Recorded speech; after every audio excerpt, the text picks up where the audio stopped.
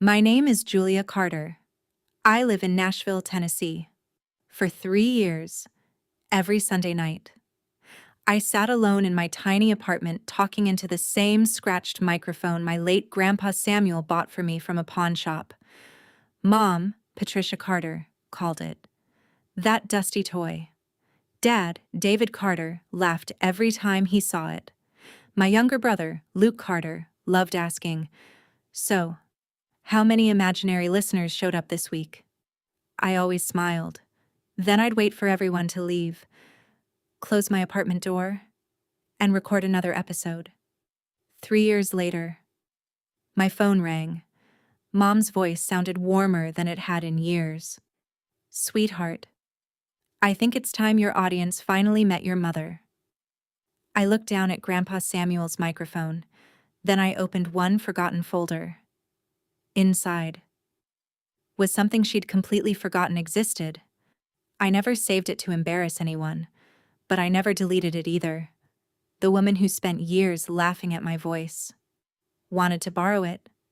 3 years earlier, Thanksgiving dinner filled my parents' house with the smell of roasted turkey, sweet potatoes, and fresh pie. Dad carved the turkey while football played on the television. Everyone looked relaxed. Then Dad smiled at me. "So, Julia, any career updates?" I took a slow breath. "Actually, I'm launching a storytelling podcast." For a moment, nobody said a word. Then Mom started laughing. Patricia shook her head. "A podcast?" She smiled at Dad. "She bought another one of those microphones." Dad chuckled. "So when does the real paycheck arrive?" Luke grabbed a butter knife like it was a microphone. He lowered his voice dramatically. "Welcome back to another episode with 12 listeners." Everyone laughed. I smiled politely, even though my chest hurt. Dinner continued. The conversation moved on without me. Dad asked Luke about his sales job. Mom complimented his promotion. My announcement disappeared within minutes. Nobody asked what my podcast would be about. Nobody asked why storytelling mattered to me. Instead, Dad simply said, "Just don't waste too much time on hobbies." I quietly nodded. After dinner, everyone started leaving. Grandpa Samuel didn't. He waited until my parents were busy washing dishes. Then he walked outside with me. "I've been waiting all evening." I smiled.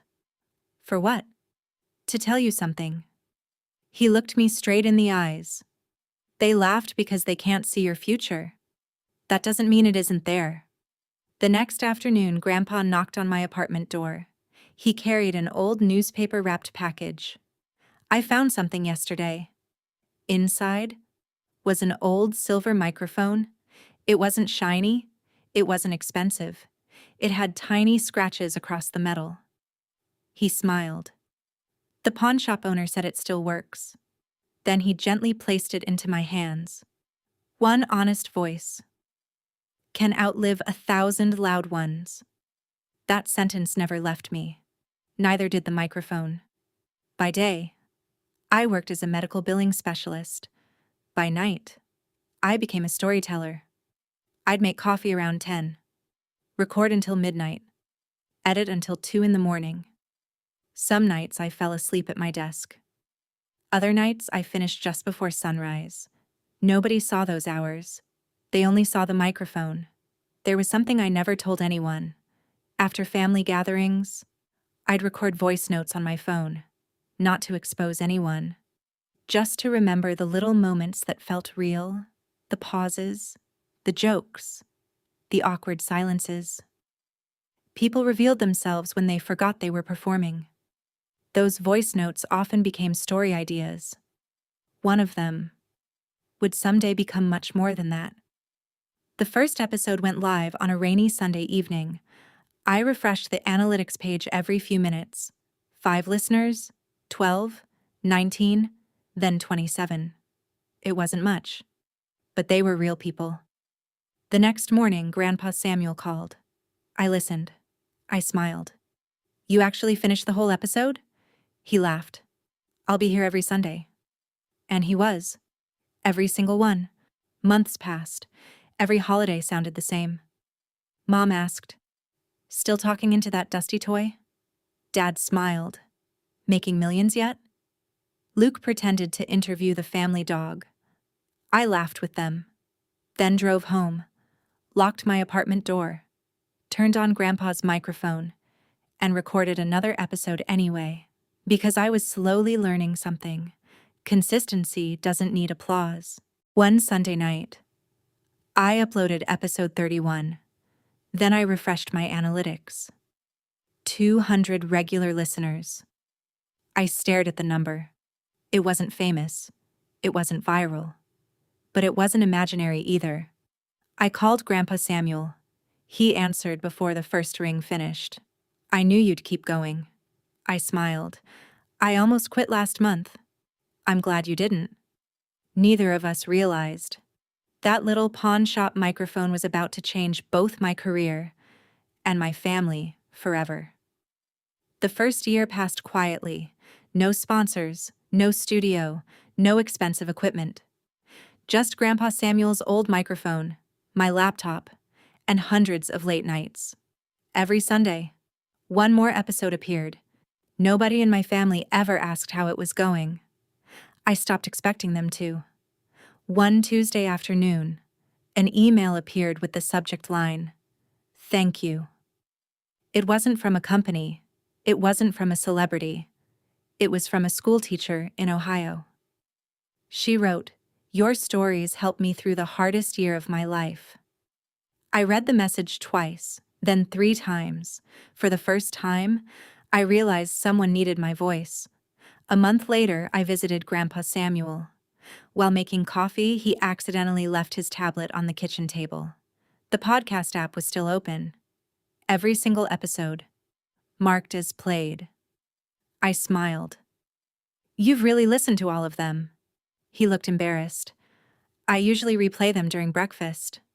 Then he winked. "Don't tell me how they end." I like pretending they're live. The numbers kept climbing. 200 listeners became 2,000, then 5,000. Soon, 20,000 people downloaded new episodes every week. Nothing about my apartment changed. I still edited at the same old desk. Still used Grandpa's microphone. Still made instant coffee before recording. Success arrived quietly. Exactly the way hard work usually does. One rainy Sunday, I uploaded an episode called "People Who Only Clap After Success." It wasn't about my parents. Not really. It was about how some people ignore your dream until everyone else believes it first. I never mentioned names. I never shared family stories. Just emotions. That was enough. Monday morning, my phone wouldn't stop buzzing. Downloads doubled, then tripled. Messages poured in from strangers. "I thought you were telling my story." I cried driving to work. I've never felt this understood. By Wednesday, the episode was trending nationwide. I sat at my desk, completely speechless. News websites shared the episode. Social media exploded. Thousands of listeners quoted one sentence.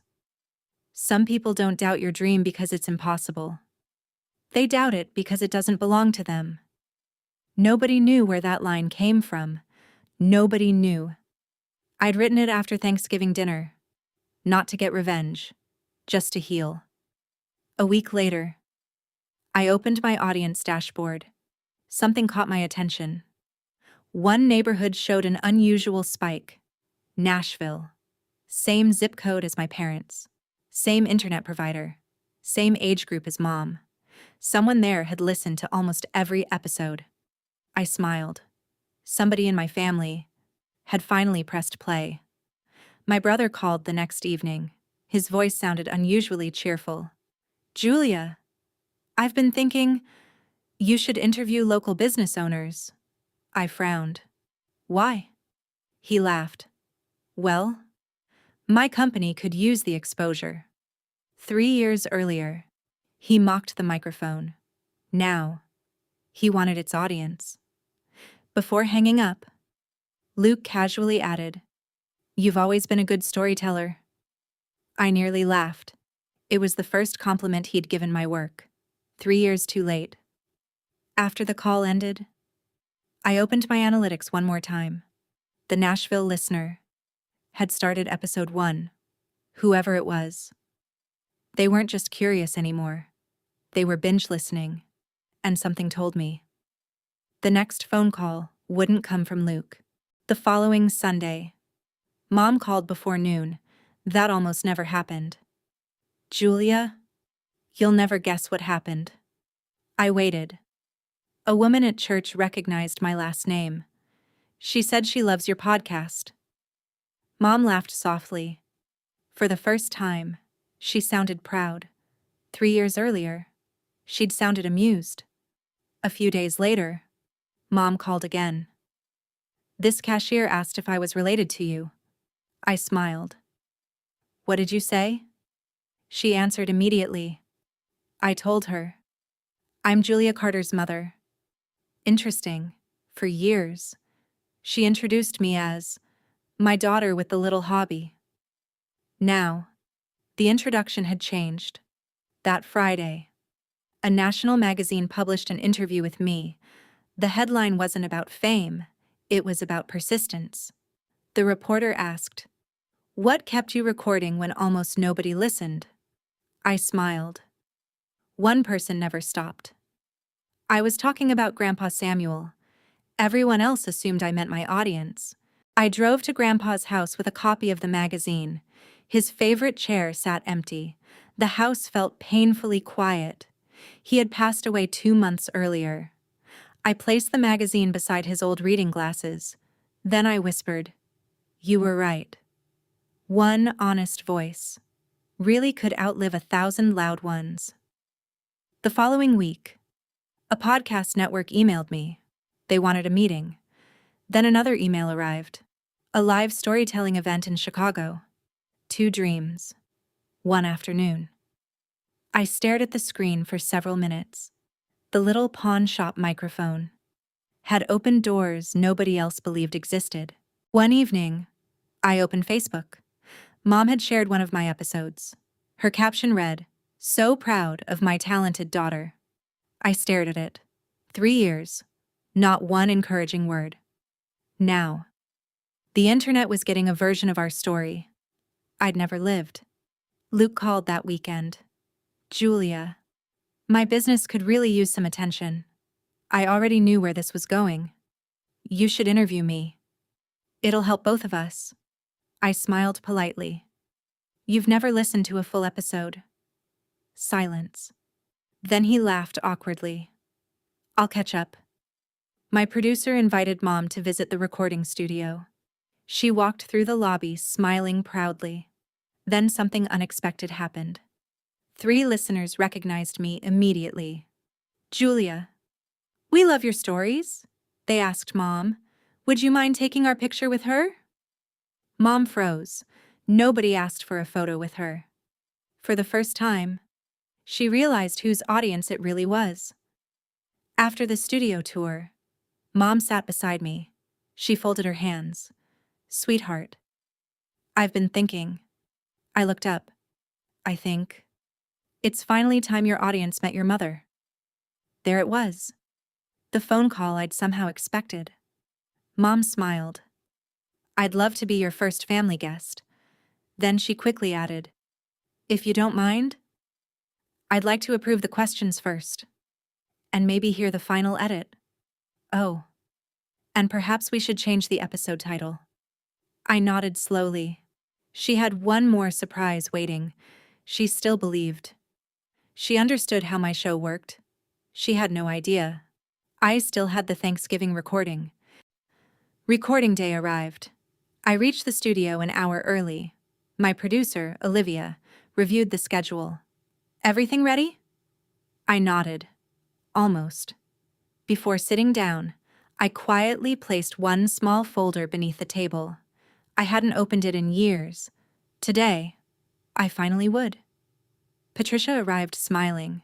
She hugged everyone. Then she pulled me aside. "Just one thing." I'd like to see the questions first. I smiled politely. Why? I don't want any surprises. Then she added, and if something sounds bad, we can edit it out. I simply nodded. She still thought she was in control. The recording light turned red. Grandpa Samuel's microphone sat between us. The same microphone, the same scratches, the same newspaper shop gift.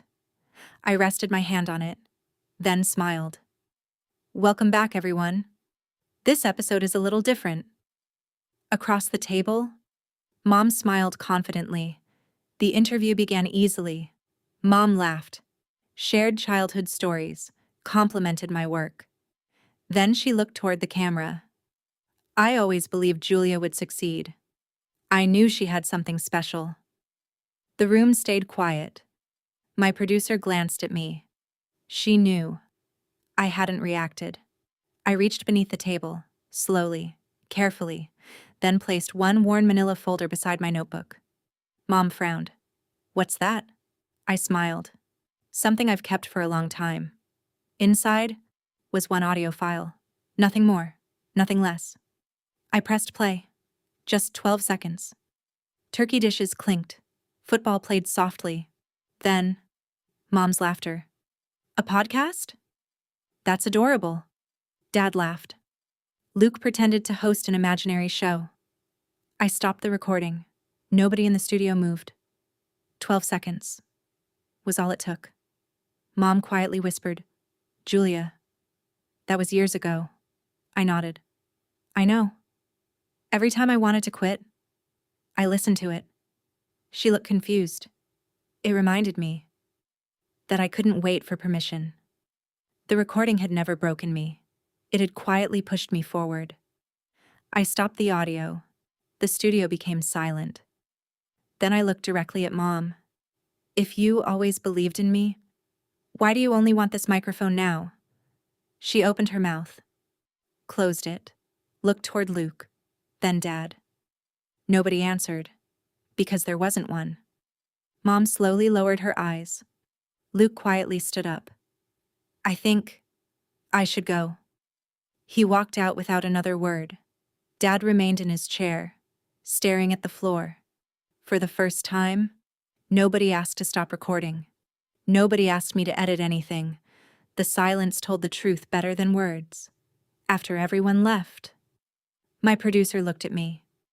So, are we publishing the Thanksgiving recording? I looked at Grandpa Samuel's microphone, then slowly shook my head. No. The recording isn't the story. The choices afterward are. Sometimes. The greatest revenge isn't exposing people. It's letting them hear themselves. For the very first time. A week later, the episode was published. Not the Thanksgiving recording. Just the conversation. One honest question. One very long silence. Listeners noticed. Thousands of comments appeared. The pause said everything. I've lived that exact moment. You didn't have to expose anyone. They exposed themselves. Sometimes, silence becomes the loudest answer. 2 weeks later, my agent called. Julia. They accepted. I smiled. Accepted what? The network contract. It was my biggest opportunity yet. A multi-year storytelling deal. Enough to leave my office job. Enough to finally breathe. I looked at Grandpa Samuel's microphone. It was still sitting on my desk. Exactly where it had always been. The first paycheck arrived on a Thursday. Nothing flashy. Nothing dramatic. That evening, I stopped at the neighborhood grocery store. Fresh fruit. Bread. Milk. Coffee. Pasta. When I reached the register, I smiled as I inserted my card. Paid in full. The payment came from my podcast account. 3 years earlier, Mom had asked if storytelling could buy groceries. Now, it quietly had. A few days later, Luke knocked on my apartment door. No jokes, no fake microphone, no business proposal. He looked uncomfortable. I owe you an apology. I stayed quiet. I laughed because everyone else did. I never realized how much work you were actually doing. I nodded. I appreciate you saying that. For the first time, his words matched his actions. The following Sunday, Mom visited by herself. She looked around my tiny studio, the old desk, the notebooks, Grandpa Samuel's microphone. I thought success happened overnight, she whispered. I never saw these years. I smiled gently. Most people don't. If you've ever kept believing in yourself while everyone else doubted you, comment. I never stopped. Dad called later that week. I listened. I didn't ask which episode. He continued quietly. I heard the question you asked your mother. Long silence. Then he admitted, I don't think I ever asked about your dream. No, you didn't. He sighed. I should have. It wasn't a perfect apology, but it was honest. That evening, I opened the top drawer of my desk. Inside were only 3 things: Grandpa Samuel's microphone, my very first podcast notebook, a flash drive labeled Thanksgiving. For years. Those weren't reminders of pain. They were reminders to keep going. After unpacking the groceries, I folded the receipt, then placed it inside the same drawer, beside the microphone, beside the notebook, beside the recording. Not because I wanted proof for anyone else, because I wanted to remember. Dreams become ordinary life, one small victory at a time. Sometimes listeners ask why I still use an old pawn shop microphone. The answer never changes. Because success didn't begin when the audience arrived. It began when one person believed I had something worth saying.